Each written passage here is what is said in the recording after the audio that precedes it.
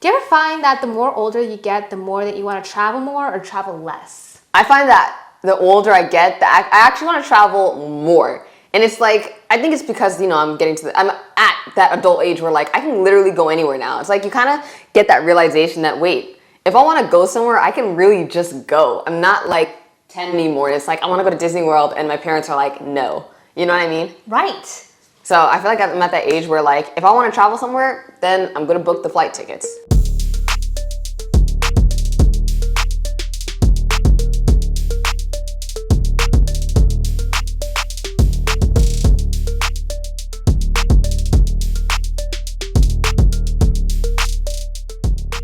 Hey guys, I'm Shalom. I'm Sinead. And welcome to Shawties, where we discuss everything that is just girly, that is just womanly, and woman empowerment, and just things that are just for the ladies, basically. Yeah. And so today we're going to be discussing about traveling, you guys. We've been traveling ever since we were younger, and we want to share our travel stories, our tips, our tricks, and just everything in between. Honestly, yeah, because lately I would say we've been traveling a whole lot more in this past year. We went to a lot of places. We went to California, we went to Austin, Texas, we went to Toronto, we went to LA again, in Arizona. We went to a lot of places this year, and I would say that this is the most I've flown ever in a year. And it honestly made me more excited to travel. Like, I'm not even tired out. I'm not like, oh my goodness, travel again. I'm more like, oh my goodness, I'm traveling. And now that we're in our 20s, we're really discussing about how is traveling very important as a young woman before you get off to go on your own, as to like settling down in a marriage or even settling down in a career. Is traveling something, a necessity to do, or is it more so like something that like it's a choice that like, oh, maybe like it's not as important as people make it out to be? I think it depends on your personality. Some people are very content staying where they are. You know what I mean? What is your like thing? Do you find that you're content to stay where you are? You want to travel? I think that people really need to consider traveling as an option to do, especially in your early 20s, because I feel like that traveling in itself, the more younger you do it, the more that's just like, okay, I'm gonna, I get to go to certain places that it's just not necessarily that you get to go when you're older. Not to say that like it gets to stop, but more responsibilities are more piled up on you.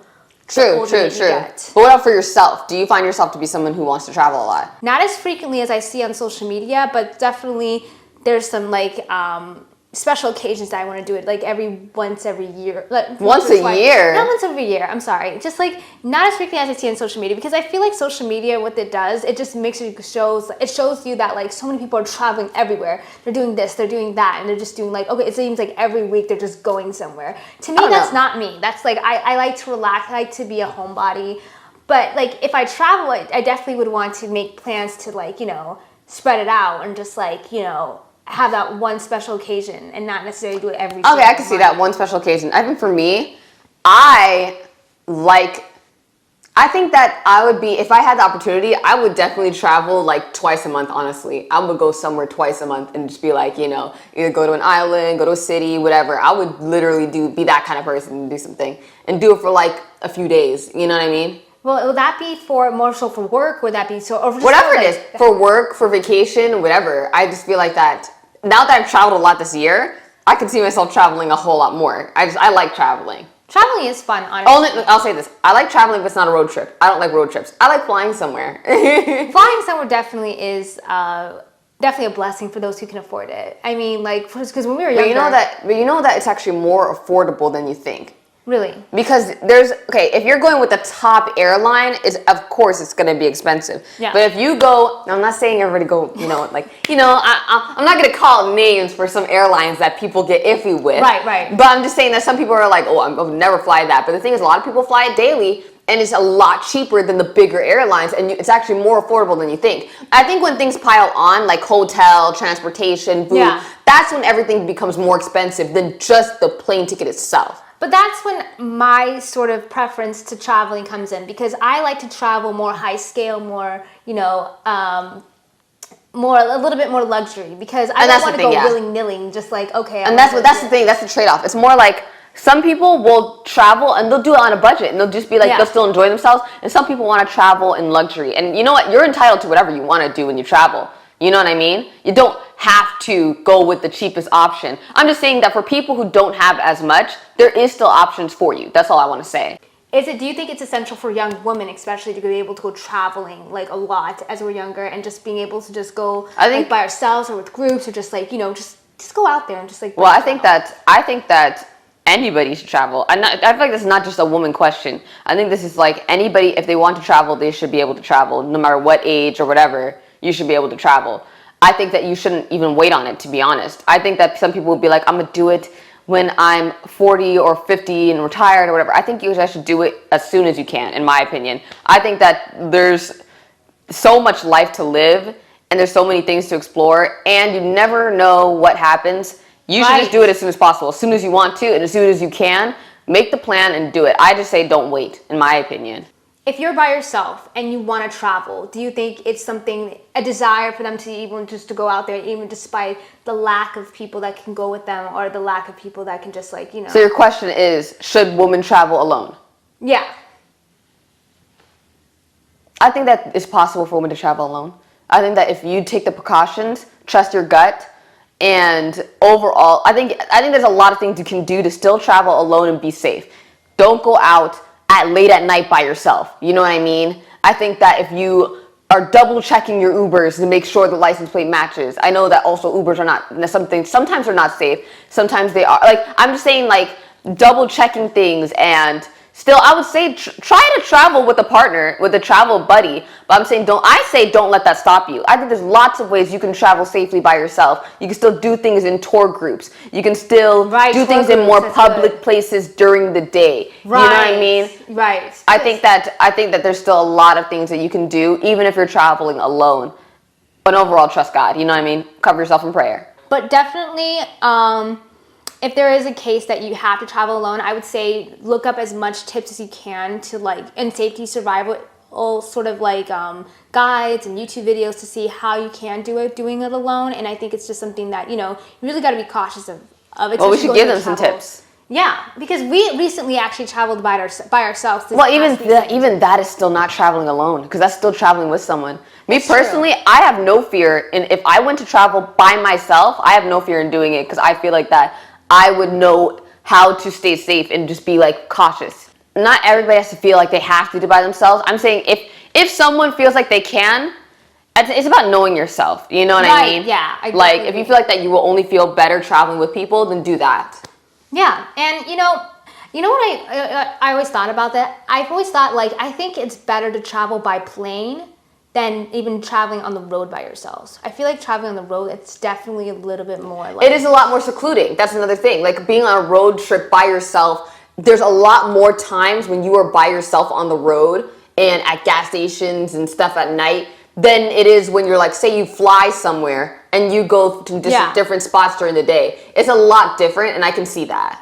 Right. And you know, traveling is definitely something that you just don't want to miss out, even if you do fear about going by yourself. It's definitely something that you need to consider just doing a lot, especially when you're this age in your 20s. Like recently, me and Sinead just really traveled by ourselves last month, and we were able to just, and the thing is, it's a little bit different because it was more of an organized sort of group, because it was a brand deal that Sinead was doing. And, you know, our accommodations were paid for, you know, our hotel was booked and everything like that. But still, it's a really big moment for us to be able to just go branch off from our family and just to be able to go fly into California by ourselves and just to be able to do very much adult thing. Even next month, we're thinking of, we're planning, not just planning, like we're going through with it. We're actually going somewhere else by ourselves that's even like more so on ourselves. We're booking the hotels, we're booking the flights, we're doing everything by ourselves. Right, yeah. And it's just something that we're super excited to just like branch out and just really try for ourselves. And you know, yeah, like talk about your experience about like even going by yourself from last month for your brand deal. So I would say the thing is, I always feel like I've been a very organized person when it comes to getting around and being organized with my time and stuff like that. So I felt no nervousness at all traveling without like our family, because usually we'd travel with our entire family or our parents or something like that. And since we were without them, I kind of felt like it was like, oh, this feels normal to me. I feel like I'm a very independent person, and I can just, if I have to take charge in a moment, I can do that. That's what I feel like with myself. And it was a nice experience overall. Very unstressful to me.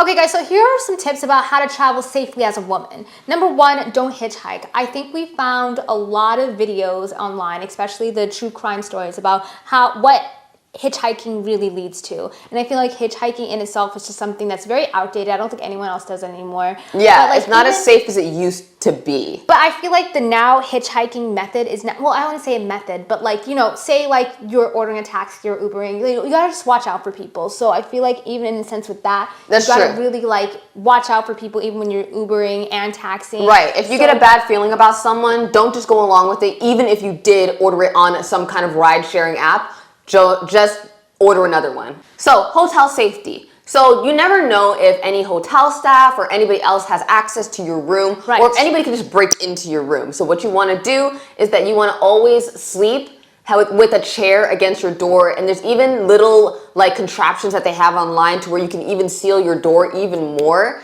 like sticking things inside of like the lock that you put over the Right. door. So you want to look into things like that to how you can block your door even more than just locking it with the typical lock, because you never know if someone's going to try to force their way in or whatever. And this is like, you know, it's not saying that would definitely happen, but you want to be cautious. Right. Oh, this is a good one. Use ATMs during the day. Money is very important when you're traveling. So definitely when you're going to ATMs, make sure that you just go through during the day and make Right, sure because that at night, that's usually when people will try to rob you or force you to do things like transfer money to certain accounts, things like that. You want to do it during the day. Yeah, definitely do it during the day. Keeping your photograph or your passport and other documents in a safe place. Now that is something that really scares me, because sometimes I feel like, okay, what if I lose this or that during like our travels? Like every time we go to cruises, we always have to keep our passports like in a safe area just in case if it gets lost or anything like that, or our documents. So you definitely want to keep it in a safe, somewhere safe and somewhere that's, you know, you can identify really quickly. And you don't want to lose it. You really don't want to lose any of your passport and identification, okay? No, Especially if you're in another country. You could get robbed because, you know, tourists always definitely are the target in any foreign country. Yeah, I would say another safety tip is try not to dress like a tourist. Don't dress like, and don't act like it too. Like, don't think like, like that's something that I always heard, that when you see, like, New Yorkers, especially like people who are from New York, they definitely can tell a tourist from when they look up. Because New Yorkers, they don't look up when they see like, the towers. Yeah, like, I'm not gonna lie. We went to New York recently, and you were definitely walking like a tourist. How was I walking like a tourist? How was I walking like a tourist? Nah. You were walking like a tourist. Carry as little as possible when you're going out. Yeah. Don't keep a lot. Okay, like I would say, when you're going out, don't keep all your money there. No. Money is definitely one of the most Yeah, because then they'll important just take everything. Just keep it. Don't carry around big wads of money. I would say that. Yeah. Yeah, don't carry big wads of money. But have enough for if there's an emergency. You know what I mean?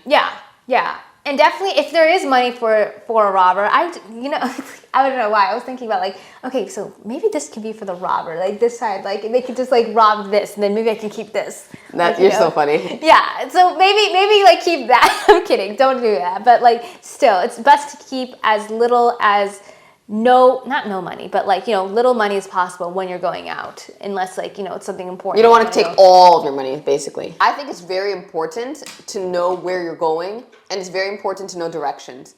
You do not want to be lost and constantly asking people for directions. No. I think that you need to have a general sense of knowing how to read a GPS/map, whatever, and you need to have a general sense of just, I know that in every country, you're not going to know the country, obviously, but I think you need to have a general sense of direction, because if you ever had to like find your hotel or get to a safe place, I think you need to know where's the closest safe place I can go to. You know what I mean?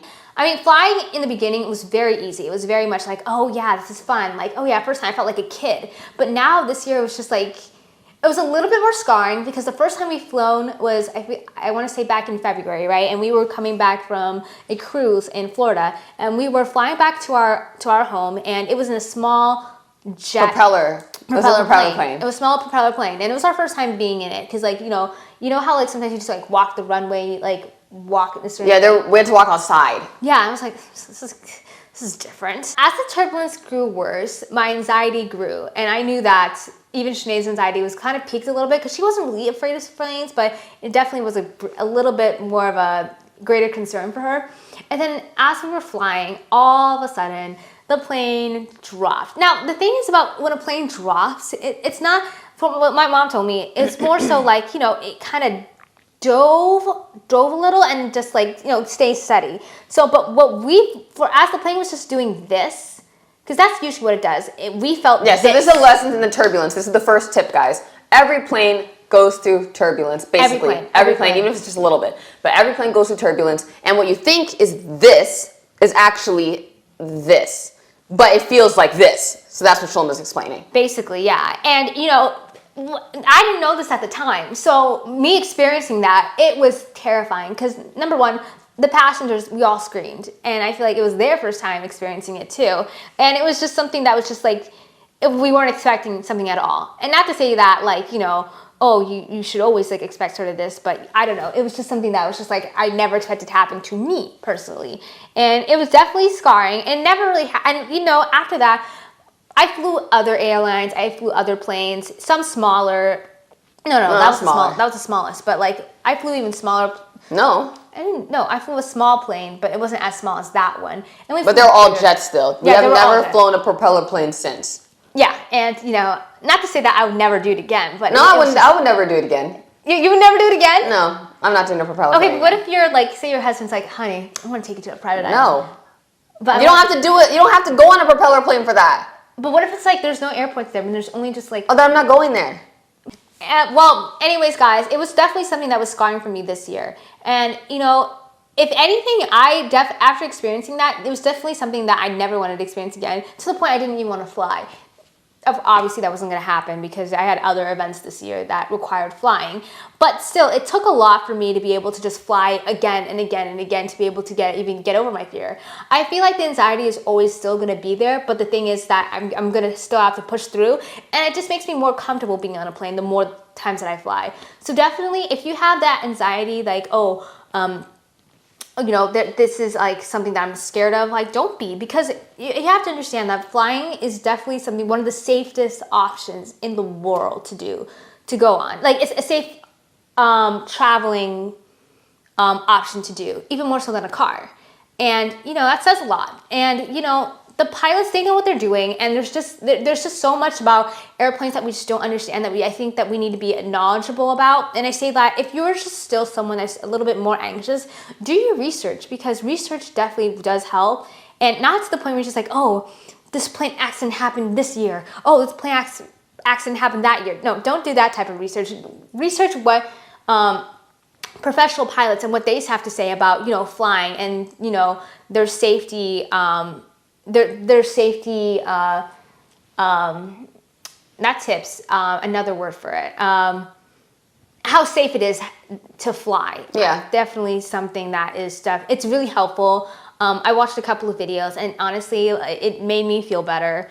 And just doing it over and over again, that's definitely something that you guys need to just push yourselves to do. I mean, it's just like, because if you're just like looking at all these videos and you're not actually going there, and then like, what's the point?